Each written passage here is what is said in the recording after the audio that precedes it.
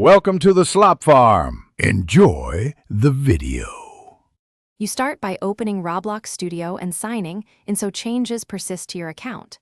Once done, go straight to File and choose Settings. You can also press Ctrl and Comma as a shortcut. Make sure Studio is updated.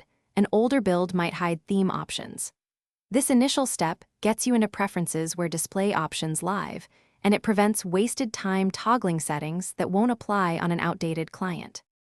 You now focus on the Editor or Interface section inside Settings where theme controls sit.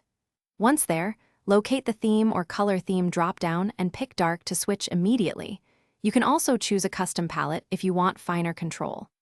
Apply the change and watch how the workspace updates. This is visual feedback that confirms the switch. If you use multiple devices, consider saving your preferences to your account so the dark theme carries across. You finish by saving the new theme and restarting Studio if you don't see the change instantly. Some settings need a reload to take full effect. If colors look wrong, return to Settings and reset the theme to default, then reapply dark to clear temporary glitches. Troubleshoot by updating your GPU drivers and confirming Studio is up to date.